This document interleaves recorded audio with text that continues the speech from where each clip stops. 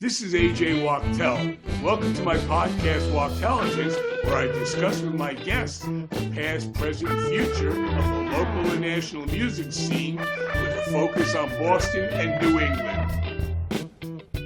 Today's episode, Bill Sheerin tells Tchaikovsky the news, is about the incredible life and career of an extremely talented guitarist and television personality. Bill is the Emmy Award-winning managing editor of News Center 5, WCVB's newsroom. Many moons ago, he was the second guitarist for the great melodic hard rock Aerosmith meets Guns N' Roses meets Van Halen local band Snidely Whiplash. I see Bill as a musician reporting the news. Others see him as a newscaster who also plays the guitar. Let's figure this one out. Welcome to Wachtelligence, Bill. AJ, thank you. Thanks for having me. This is cool. I haven't seen you for eons. Yeah. You know, you still look familiar to me, though. I can tell that grin. All right, listen. I don't have the locks anymore that I have. No. But you still got the hair. Yeah. All right. You went to UMass, and then you went to University of Tampa. Yeah. You attended UMass. Tell me about that. What did you study there? Why did you go to Tampa? You know, I thought I wanted to be maybe a reporter for a newspaper, or maybe I wanted to be a school teacher or something. So I knew I wanted to do something, I wanted to have something alternative other than music. So while the band was on, I took some classes at UMass. It was all literature, writing, and this type of stuff. But after about a year and a half, the band started to get really serious. I put college on hold for a little while we really delved into it to see what we could make happen. But I kept it in my back pocket for a while. So I had done okay at UMass. But when the band was over and I went back to college, I was 28, and it was really late to be starting college again. So I went at it with gusto. The girl I was dating, who's now my wife of 25 years, got recruited by University of Tampa. So I dropped everything and just went and joined up there without really knowing anything about the school or the city. I just chased a girl there, and it worked out because I ended up graduating from University of Tampa and marrying her. So. And you graduated summa cum laude in 1998. Why not magna cum laude? Well, the summa is the high one. That's a 4.0 GPA. That's even a higher one. Yeah, my wife graduated magna. I get to hold that over her for the rest of our lives. I just eked it out by just a quarter of a point. But, yeah, I was a #1 graduate that year. It was a big, big thing for me. Very cool. You know what they say about Florida? They say home of the newlywed and the nearly dead. Well, you began your career at WTVT Fox 13 News in Tampa, Florida during your senior year in college, and you were hired by the station as an assignment editor.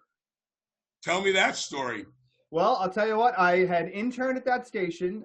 My very first day as an intern was the day that Princess Diana was killed. Right. So I'd never been in a TV newsroom. I walked in the newsroom, and it's electric.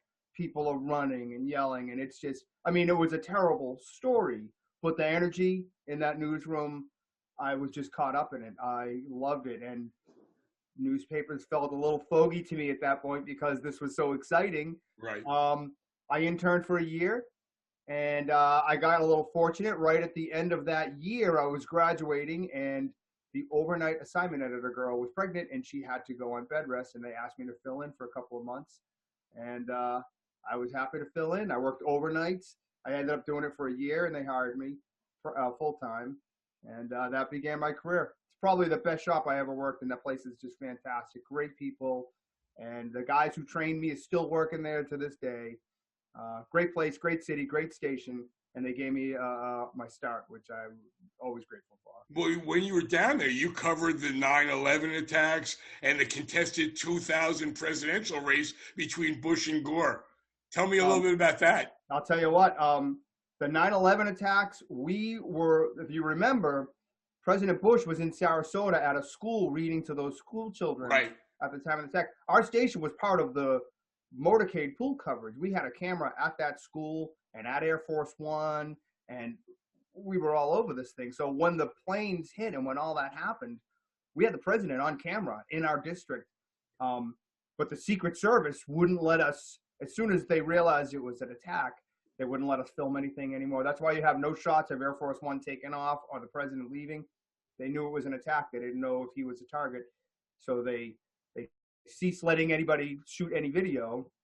And that was crazy. That we ended up 2 weeks straight on the air there at Fox 13 because one of the terrorists had come from the Sarasota area as well. Yeah. Muhammad Atta had lived in Venice, the Sarasota area. So that was big. That was really big. Plus, having been from Boston, and 2 of the planes had left from Boston. Right. I also had this just emotional connection. My mother-in-law was frequently on one of those 2 flights. I spent part of the morning trying to find her. Wow. You know, very dramatic. And the other thing was my son, Cole, had just been born. He was 4 months old. We were new parents, and we didn't know what the hell was going on. Like, the country's under attack. You know, we didn't know what kind of world we were bringing this kid into. It was very, very dramatic and scary. And the hanging Chad election, the 2000 election, that was another real education. Al Gore versus George Bush. You had the punch card tickets in Florida, that old school system where they would take a pin and poke it right through the. So, you know, you had weeks of them trying to interpret these punch cards where if you didn't poke it all the way through, was it an intended vote, and who did you intend to vote for? And that was also a real education in news and politics. No doubt. For both experiences. It was really quite the learning experience for me. Well, then you came back to Boston, WFXT, Fox 25 News. Tell me about that. You know what? The station in Florida, I was under contract during that period, and Fox 25 had a night side assignment editor shift, which is what I did. Open. Right. Very rare for these shifts to open. So I went to my managers and I said, you know, that's home for us and we wanted to move there. They let me out of my contract. They were so good to me. They let me come up here and move to Fox 25. And that place, I could never be more grateful for a station. They took care of me so well. They really fostered me. They helped really develop my skills. They put me on TV for a couple of years. I was on TV with Mark Ockerbloom and Maria Stefanos. I had a nightly hit in the 5 and 6 o'clock news. That was the show with Maria. She's another local woman, and that was an unscripted, very popular show. Yeah. Tell me about that. Yeah, it was actually Maria's idea. You know, if you ever watched early days of TMZ, the newsroom was just a bunch of dudes in T-shirts with their notebooks, and they were like, "Oh, we got this guy at the airport, or we got this guy at, you know, the limo stand." Well, that's kind of what we did. We weren't chasing celebrities. We were chasing news, but it was really sort of off-the-cuff type of stuff. Right. And Maria just said, you know, just talk to me about stories like you do in real life, like we talk about stories. And, yes, they let me do it unscripted, no makeup, no tie. So I was like a reporter, but not like a reporter because I was more like one of these TMZ dudes who had, you know, kind of like loose with it and fun with it. And it got really popular. Cops loved it. Cops would send me mugshots and, you know, guys that they're looking for, bad guys and this type of stuff. I'll tell you one funny anecdote. There was a cop that I know, I still know him. He's a public information officer. And he reached out to me and he said they had an ATM thief and they had a bunch of pictures of him. He had broken into the ATM and they wanted me to run this guy's picture. So I was like, yeah, okay, I'll run his picture. We wrote down some info. About 20 minutes before the segment, the cop called me and said, the guy just turned himself in, and guess why? He found out you were going to do a segment on him, and he figured he was cut. And I was like, whoa, I can't believe it. So that segment was great. It went on probably did that for 2 years. It was a lot of fun. I got my Twitter account really blew up because they let me promote my Twitter account. And the station just was so good to me. You know, very unusual to put a non-personality on TV. So I was really grateful for the whole experience. Well, you left Channel 25 and you moved to Channel 5 WCVB. Tell me about that. You know, first of all, I'm always grateful for Fox 25 and everything they did for me. After I was there for 18 years, you know, my wife and I knew it was time for some changes to see what else I could do out there. So I took a real chance and I did leave. And fortunately, there was an opportunity at Channel 5 that opened up, and they wanted me. So, you know, they hired me as part of the management team, which, you know, I wasn't feeling like I was real management material coming from my background, but, you know, I have the depth of experience that they really were looking for. and it's been a wonderful move. I mean, I work a lot. I'm on vacation this week, that's why I'm all. But for the most part, I'm 40, 50 hours a week is standard, 60 sometimes. I work hard, but I love my job. I love to, my parents live here, my family lives here. I get to inform them about things. I get to know about things firsthand, good and bad. And, I'm proud to be able to give that information to the public and to, give that information for my family and the people that I love that live here. Hey, you're an Emmy Award-winning journalist. You won an Emmy by the National Academy of Television Arts and Sciences in Boston and New England for continuous breaking news coverage for a story on the Merrimack Valley gas explosion in 2018. There it is. There it is, AJ. It looks beautiful, man. I'm proud of you, man. Good for you. Thank you. It's the only Emmy I ever won, and I gotta say, it was really exciting. Of course, this was for a tragic story. I won this as part of the continuous coverage of the Merrimack Valley gas explosions. And that afternoon, we had the police scanners on. Part of what I do was listening to police fire scanners, and we heard the multiple calls of fires going out. Right. I happen to already have the helicopter in the air for some other unrelated news. So we started flying to the Merrimack Valley, hearing about all these. And as we approached, you could see 8 or 10 giant black plumes of multiple houses on fire all over. Yeah. And it was really scary. People didn't know what was going on. What had happened was the gas lines got overpressurized, and many houses that operate on gas furnaces, if you weren't home, they blew up. Like furnaces exploded and houses caught fire. And so it was tragic. But we stayed on the air. We were on the air then, and we stayed on the air. I managed to get one of the Lawrence City councilors on the phone, and we did a quick phoner to try to inform people what was happening. And we stayed on the air that afternoon and evening. Got nominated for an Emmy for that. I won with a whole team of players that were all as part of that coverage, and couldn't be prouder. And love having the little piece of hardware. It's very cool. It's the only trophy one of 2 trophies I've ever won in my life, and very proud of this one. Well, I want to, for all the musician couch potatoes out there, I want to tell you the difference between continuous and continual is continuous is non-ending and continual stops and starts. So this guy won an award for non-ending great news coverage. That's impressive. Well, thank you. You were named the managing editor there in 2020 of News Center 5. That's impressive. Yeah. You're known for having a great track record of covering major local and national news. Tell me some of the major stories you've covered there. All right. Well, I definitely told you about 9/11, which was, one of the really groundbreaking ones, and the big election of 2000, really groundbreaking one as well. I've had a lot of good opportunities sharing really good and interesting and fun stories. Channel 5 gives me this really great opportunity to sort of tell a bunch of different stories. I just had a story last year about a fisherman, very New England story here. He goes out of southern Maine. He's had the seagull that's visited him on his fishing journeys every day for 15 years. And I heard about this guy, and it took me a couple of weeks to find him. And his story was great, real salty fisherman New England story.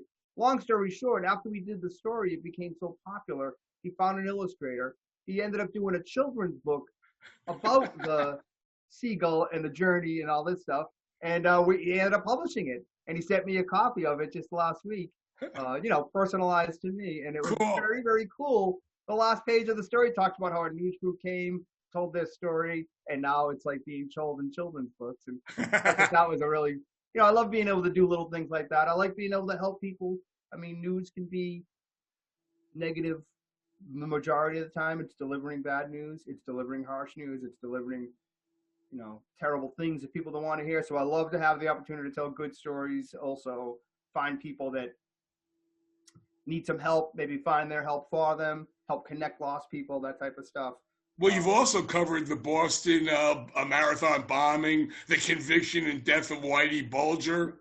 Yeah, okay, so the marathon bombing was crazy.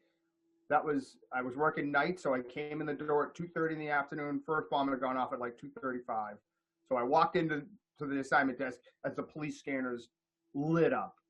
That night was crazy because if you remember, the bombers were at large. that whole week, the city shut down. Right. The governor shut the whole state down. Deval Patrick had the National Guard going door to door in neighborhoods. So that was a very dramatic week of coverage. And then at the end, when they tracked the two brothers down to Watertown, we were listening to that. I had crews chasing that around. We were listening to it live on Police Scatters. One of my photographers, who's a very good friend of mine, was following the police into Watertown, could hear them on their radios. And when the shootout happened and the explosions, because if you remember, they had those bombs that they had made in those pressure cookers. They had a few of those with them. My photographer was trapped at the scene when the shooting happened. His car was so close to the scene that it was stuck in the police lines. The FBI had his car for 5 days trapped in the crime scene. Whoa, it had his wallet. It had his cell phone. It had his house keys in it. He couldn't get access to any of this stuff. For days, all of his personal stuff was stuck in the police lines. That was a dramatic one. And then we were there when, Zokar got caught and Tamerlan was killed and captured. And so that was all very dramatic. If you remember, it was Mayor Menino's probably biggest moment for a mayor who had a lot of big moments. So yeah, that one was very dramatic. That one was very exciting. What was the other one you said? Marathon bombing and Whitey Bulger. Oh, the Whitey Bulger. Here's what I love about Whitey Bulger. Here's a great little anecdote on that. Whitey, when I first started in news in Boston, had already been on the run for a long time.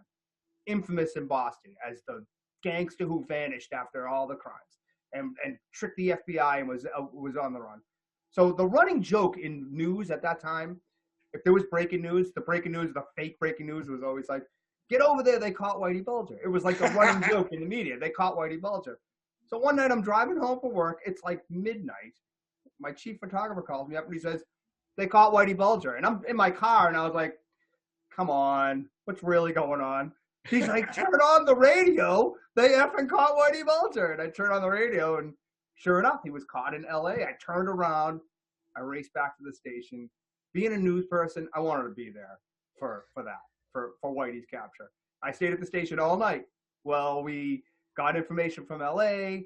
There was an LA Times reporter who was right at the scene, who was tweeting, and I connected with, and that was a very exciting one to see that. We covered him from the crimes he was committing to being on the run, to his capture, to his eventual murder, which is still nobody's even been charged for. Like, the arc of that story has been for my entire career. That was a very dramatic one.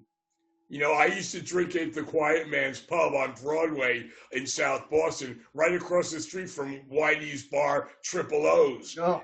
And I would see him all the time back in the day. Never went up to him. I'm still nervous. Put your hands together, let them hear it. Standing your back.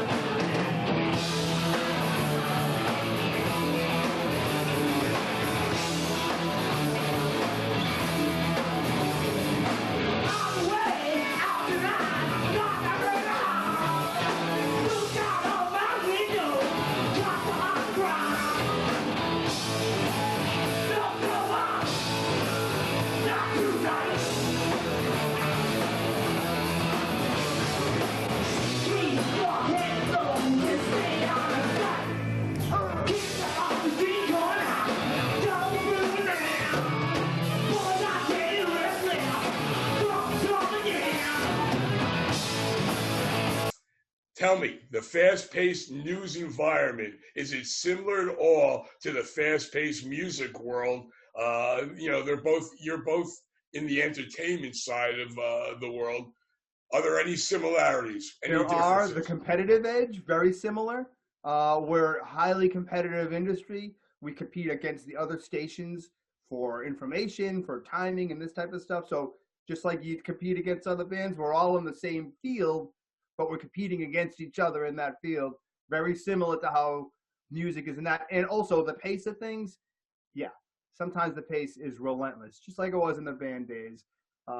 It was hard to keep a job back then because you were so busy running from gig to rehearsal to getting your gear fixed or whatever. So yeah, there's a good amount of similarities.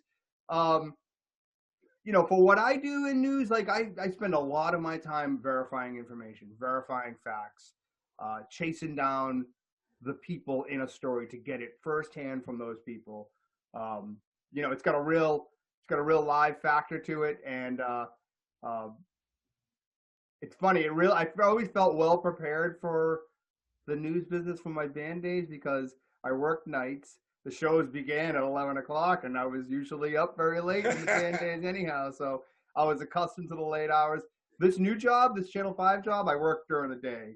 And after 20 years of working at that, I'll tell you, it's been a real adjustment trying to get my sleep pattern back in order. But yeah, no, there's definitely some similarities there. All right, listen, I want to ask you about some of the WCVB news people.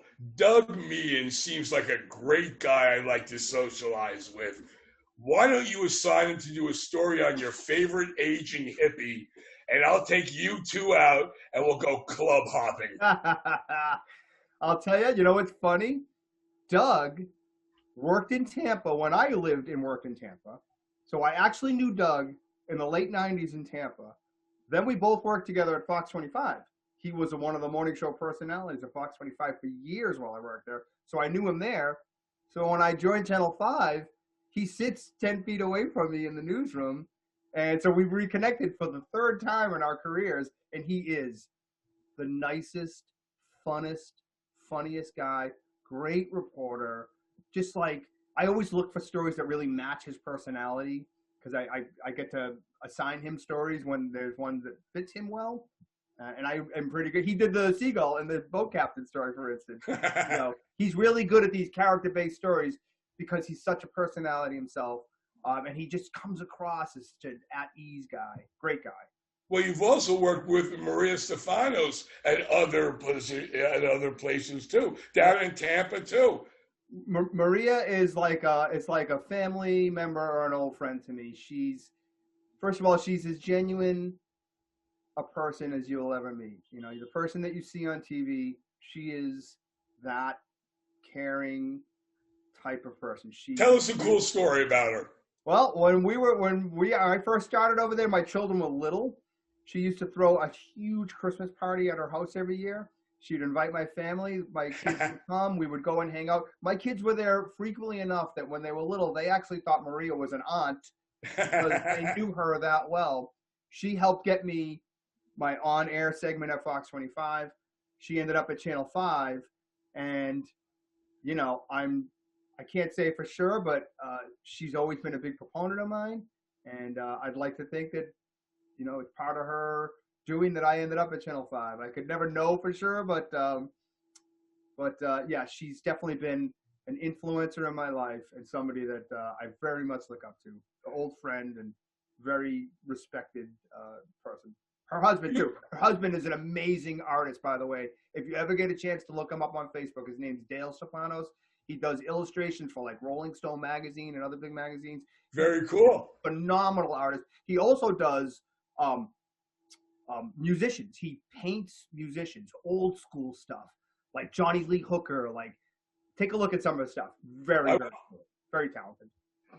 Do you ever have to report on someone you know, and what's that like? Yeah, I do. I have both good and bad. I'm not going to name any names, but I did cover a friend's arrest. I say a friend, someone I grew up with in the neighborhood, an arrest for a pretty violent crime. And there's a guy who's in jail for a homicide who goes up for parole every 5 years. He's someone I went to school with as well. Every 5 years, I'm not physically, but I cover his parole hearing. You know, he was charged with a pretty horrible crime, but he grew up in Rosendale, went to grade school with him. So yeah, there are definite times where I've covered people that I know. or have known. Yeah. Which is more decadent, the green room at New Center 5 or the band room at the Rat? I'll tell you what, the green room's pretty innocuous. It's hairspray, makeup, couple of couches, little fridge with some waters and sodas in it. That's all that's in there. And maybe like a couple of spare jackets in case a guest needed one or whatever. But the green room actually is more like a makeup room than a holding area. We don't have as many live guests as we used to on TV these days. And the Rat, the bathroom at the Rat. What can you say about that? You know, you now live in Worcester with your wife and 2 teenage sons, and Cole, he just did a great class project, your old band's documentary called Whiplash. You used to be in a great band from Roslindale called Snidely Whiplash. Tell me about that. So, great story with that one. You know, when I started at Channel 5 a year and a half ago, an old friend works there. His name's Al Conant. And back in the day, 30 years ago, Al had an old school video camera and he hung out with us everywhere. So he videotaped tons of shows. He probably videotaped 20 shows plus interviews and just clowning around us at a bar or us at a backyard party or whatever. But he had like 25 hours of footage. So when I started working there, he gave me a thumb drive with all of this material on it. And I gave it to my son and said, check it out. This is what I used to do. Well, he's taken filmmaking. He asked if he could do a project. It was supposed to be about a band that almost made it, but didn't quite make it, which is kind of really what it is about. But it ended up being more like sort of a slice of life from the 90s club scene. You know, it's about us, but it's also about the environment and the energy of that time. And he did a great job with it. He had all this existing footage, which really made it very special. It was all, authentic, great. It's incredible. I saw so much fun. It's available on YouTube, right? Yeah, it is. It is. It's called Whiplash. Go check it out, people. We just rented out for a private screening the Showcase Cinema at Legacy Place in Dedham. Next Saturday, we're going to go with some family and friends, and just a handful of us. We're going to go watch it on the big screen just for fun. Oh, wow. That's really great. Cool. Yeah. All right. It's just been so fun to revisit that time, you know? And for my son to sort of get something out of it has been very rewarding. I want to tell everybody how we met. I used to write gossip columns for the Beat magazine, a lot of stories and reviews for that magazine. And I go to 2 or 3 nightclubs a night, 7 days a week for more than a decade to get my news and show the bands I supported their music. I saw you guys and loved you. You were from Roslindale, like Joey Ammo. And Joey Ammo is an old near and dear friend of mine who I'm still in touch with. Tell me a little bit about Joey Ammo, and I'll tell you a story or two about him quickly. You know, he's my uncle. We're only 7 years apart, so we're kind of close in age. So he was like my uncle, but he's also was like my peer, and he was my inspiration for playing. To this day, he's probably one of the most talented songwriters I agree. that I ever met. It's just exceptional level of songwriting. The band Bird Brain, the first record that they put out, he had written so many great songs. They made it on the soundtrack for the movie Scream. So Joe was a great inspiration for me. He let me tag along and tune his guitars and go to clubs and see him live. So I got to see some really cool stuff as a young teenager. So really inspired me to get into it. And then when we started playing, Joe helped teach us about arrangements, set lists, timing in a show. And, he knew all of the sort of intricate sort of details. So he really helped us go along and get our feet under us. He even wrote one of our more popular songs, which was a ballad called Billy Reed that he wrote and just gave to us to play. And it was a real showstopper. People loved it. We played it as an encore because everyone loved it. Well, in the early 80s, he had that big hit, Janie Watches. Yeah. And we were talking before, for a couple of years, anywhere in Boston, Allston, Brighton, Brookline, South Boston, Roxbury, anywhere you looked, you'd see Ammo, A-M-M-O, graffitied on the bridges, or else Janie Watches. For years, there was more Ammo graffiti in Boston than anything else. And I'll bet you the cops sent them bills every year for them to have to take it off. I'll tell you, as edgy as that was, it was great self-promotion. I mean, who did that? But you remember that, right? Oh yeah, he'd go out at night and spray paint his band stuff all over the place. Yeah, it was major self-promotion. You know, he came in once when I worked at the Beat magazine. Me and Mickey O'Halloran were there. He was there to pay one of his ads, and he was in for 5 minutes. And he walked out. He gave us the cash, and he walked out. And his car was towed in 5 minutes, and he came back and got the money back because he had to pay it to get the car. Yeah, but I tell you and I were talking before. Your aunt, his mother, who's still alive, almost 100, when he had a record release party, I think for Janie Watches at Bunratty's, she cooked lasagna, homemade everything. Oh, yeah. For 10 years, I told Joey, please tell your mom to adopt a Jewish kid like me so I can put on 5 pounds. For 10 years. I still kid him about that. And she's still alive, and I'll bet you she's still a great cook. She's still alive. She's living at my mom's, and she is amazing. For a person who's 98, you would never know her age. She is really something. You know, I got you gigs at Bunratty's, and I put you on my 1994 Boston Gets Stoned compilation album, produced by the Jimmy Miller, who produced the Rolling Stones. And thanks for putting that. Thanks to Cole for putting that in Whiplash. That's really nice. But before I tell you about why I put you on and what Jimmy Miller said, tell me about what that meant to you and why you picked that song. Oh my God. You picked Starfucker. Yeah, we picked that song, but actually the song we really wanted to do was Dead Flowers, but another band whose name escapes me right now was already doing Dead Flowers. Right. But I think Zana did that. Yeah, that's right. But Dead Flowers was part of our repertoire. It was a song that we covered regularly. So when we couldn't do that song, we knew this sax player who was his name was Kevin. I forget his last name. He lived at a youth hostel, but he could wail on the sax. And for a 6-pack, he would come and play in your track. So we were like, all right, well, what other song can we do? And Star really seemed to match our vibe of what we were like. So we tried playing that. His playing on the outro is phenomenal. Phenomenal. And so that was a one take. He just came in and shredded. And I remember we picked him up at 10 in the morning. We gave him a 6-pack at Bud Cans. And by 1 in the afternoon, he had laid those cuts down already and it was done. But that was fantastic. Being on that track, I mean, I'm a lifelong Stones fan. Stones are my most favorite band, my favorite songwriters. The fact that they're still around. I took Cole to see them when he was a young teenager because I was like, this is a band whose music you'll hear the rest of your life, long after they're gone. They're one of the most influential acts that'll ever be. You know, there's the Beatles and Zeppelin, but the Stones are still doing it, still out there. So it meant very much to me that Jimmy Miller, that it was Stones, and it was really popular. It was really, really fun project, very fun. When me and Jimmy were in the Normandy Studios in Rhode Island mixing the final product, his son was behind the board, and me and Jimmy were dancing around the studio listening to the Starfucker at volume 11, passing a joint.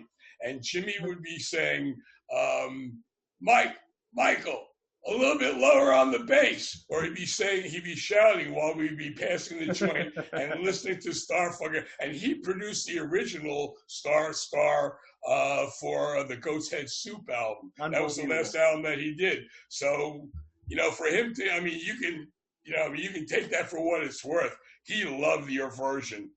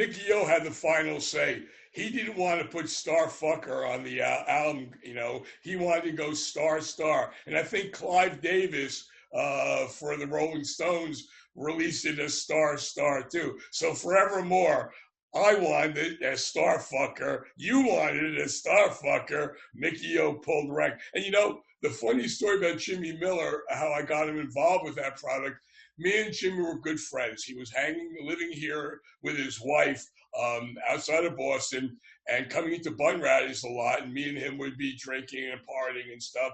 And then finally I said, we're doing this Boston Gets a Grip. We're doing Boston Gets Stoned, the Rolling Stones compilation, all local bands doing their versions. Will you do it for me? Will you produce it for me? And he goes, I took him out to lunch, and he goes, oh, geez, is $500 okay? And I'm thinking $500 for the guy, you know, he's good friends with Mick and Keith too, but he charged them a lot more than $500 to record it. And that's the only CD that him and his son are both credited on, him and Michael. The only CD. So for whatever it's worth, you're on that CD too. That means a lot, man. That was a very fun project. We were honored to be part of it. You know, it makes me think, like, I can't remember how we learned about it because there was no internet back then. No, because I told you about it. Yeah, that's like the type of stuff you learned word of mouth in the. When I would come out to see you guys, I'd say, I think it was your drummer was the guy I used to drink and party with the most. I told him, why don't you guys do this? You guys are a great band. And we wrote about you in the Beat magazine. I got you in the Bun Rallies. I really liked you guys. You know, you guys were a rock and roll band. You're not playing at all in the band anymore. You don't have time for that, right? No, not any longer. No. The last few years I wrote songs for my family. I wrote birthday songs for both of my kids. And I wrote a song for my wife, which is actually my favorite song. And for a couple of nieces and stuff, but no projects. I just don't have the time in my life anymore, right. You know? Right. And besides, working at the day, all day is a lot different than working all night with everybody else that you want on your albums up. Right. That's right. Hey, I would not be a great band member because my time is so short, showing up for rehearsals and everything would be tight for me. I keep telling the wife though that once I retire, that's my retirement plan. I'm going to get some audio equipment. Oh, geez, I'll probably have to write the liner notes. Hey, can you play a little bit for us? Yeah, I actually have. Nobody ever knows that you're a great guitarist too. I know you're a great guitarist. This is my 1979 gold top Les Paul. Beautiful. The first instrument I ever owned. I still have it now, and actually, I can still play a few things, and it still sounds pretty darn good. So, one of our most well-known songs was a song called Trouble Brewing, and the riff went sort of like this.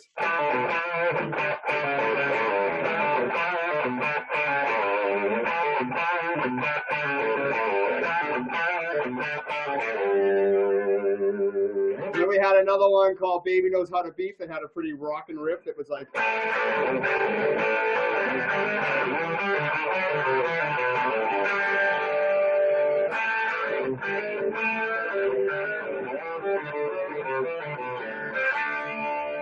I'm still a little rusty. Woo! Thank you for the private concert. You're still great. Thank you.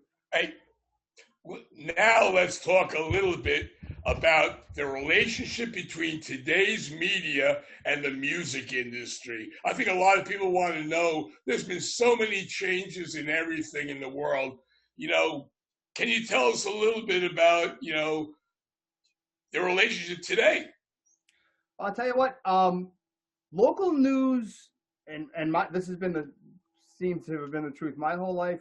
Local news and local music, they don't often combine.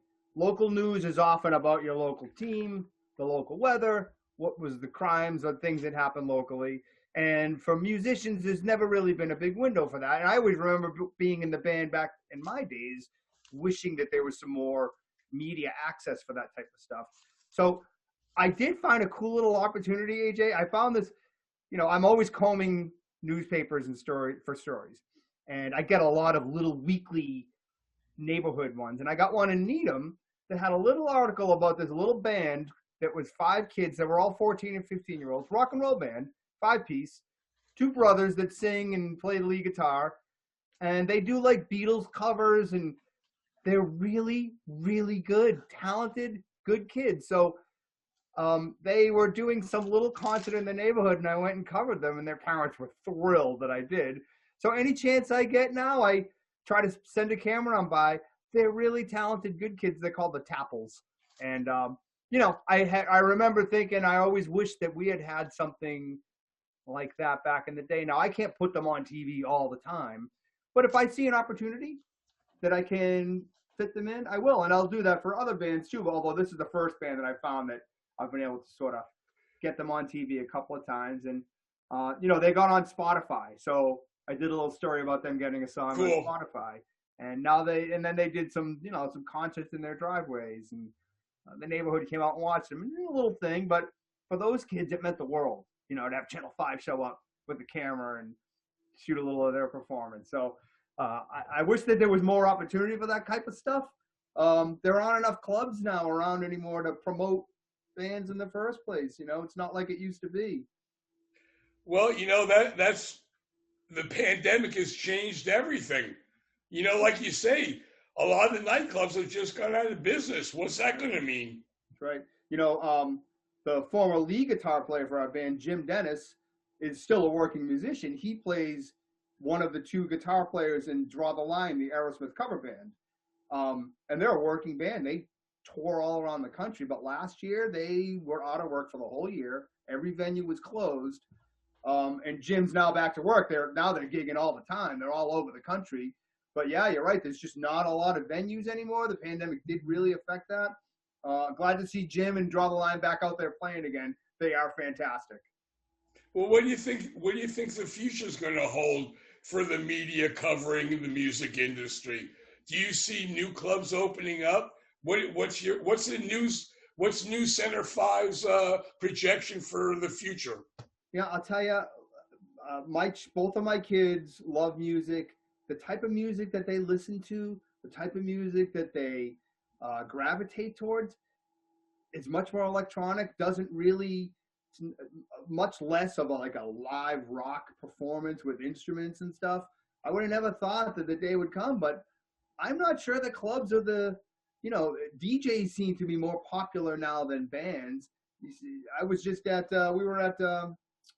to Encore Casino this week, and they got a couple of nightclubs there, and they're promoting DJs, like DJ coming Friday night and the place is packed or whatever. I think that's probably the new genre now, is instead of live bands, more like live DJs, more like live electro music. And you had to pay $40 just to walk into that club, and that's terrible. That's just so much more money than it used to be for you and me going to. I used to go see 3 or 4, bands a night. I never paid entry. Right. Or you could pay like $8 to go into the Rat and see like 3 good, gritty bands. Nowadays the scene's more like smoke machines, lights, and confetti cannons, and much less about performance. And what's that going to mean in the big picture for bands like Snidely Whiplash in 2021, new bands trying to make it big in Boston? Yeah, it's funny. Well, it's weird because they don't have the clubs to perform and go out and be seen, but they no longer have to rely on record companies and A&R reps. Bands could just promote themselves on social media and do, ways of promoting themselves that way and be seen and heard and spread a lot further than that. If they had Twitter back in the day of Snidely Whiplash, we would make flyers and stickers and stick them on every mailbox and pole in town. Right. But that's what social media is now. That's replaced those stickers. Is now you just put it on your Instagram and everybody comes and looks at it. So I think it's like, yeah, they don't have the clubs, but at the same time they have this other platform for promoting themselves. It's probably pretty efficient as well. Well, you know, it's, For me, give me a club any day. Give me a gritty, dark club. Well, I'll tell you what. You know what changed a lot of that? I think was the Station nightclub fire with Great White. I think that changed club scene like around the country. Like 100 people died in that fire. And that was about you covered it, right? I covered it. Yeah, I was actually relatively new here because that was 16 years ago, I think it was. So I was relatively new working news in Boston when it happened. But I think that sort of began the death knell for the end of clubs. People were terrified. The footage from inside of that place and from outside of that place during that night were terrifying. And I think that people were happy to have venues move outdoors and be a lot less confined like that. You know, Station nightclub was one of those things I think that really changed the way live bands perform, at least in New England. And really, because of 100 people did, that reverberated around the country. That was really something. The way the media would cover it, I mean, you know, that day, I remember very specifically, the lead singer of the band was still down at the fire scene the next morning. Their guitar player died in that fire, and they couldn't find him. And I remember him being down there walking around. That was the last time I can remember doing something with musicians, you know, at some sort of an event or scene, and that was 16 years ago. Yeah, it probably has permanently changed, I think, the way that bands play and where they play and the way the media covers it. Sure. All right. Now it's time for my last and final question that I ask every guest that I have on my podcast, Wachtelligence. Bill, what was the first concert you ever attended? I went to see ELO at the Boston Garden with my older brother in 1980. We took the Orange Line to get there. I was 13. It was my first concert. I'll never forget it. It was so electric to be inside of a live venue like that. Never seen anything like it. The whole experience, taking the train in, being out late at night as a 13-year-old. Everybody was smoking pot. I'd never seen that before. Indoors, people smoking pot. I was 13. I was like, what is going on? That year I ended up seeing ELO, The Cars, and Jay Giles. Jay Giles did the Freeze Frame tour. Freeze Frame tour. Yeah. So, with John Butcher opening up.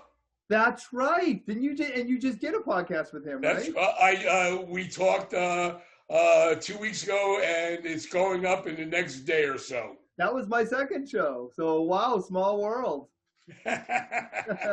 Listen, that's great. Bill, thank you so much for being on my podcast. It was great hearing your voice and your guitar and just being in touch with you again. AJ, I appreciate you taking the time for me. Thanks so much. Thanks so much for listening to this episode of Wachtelligence. You can connect with me on Facebook at Wachtelligence. Thanks to my producers, my son Harrison and David Schwartz, and Harvey Brooks for my theme song. Don't forget to subscribe. I don't care what you think of me. Don't need no jailer to set me free. Don't want strangers filling up my cup. Don't need no advisor to show me down from up.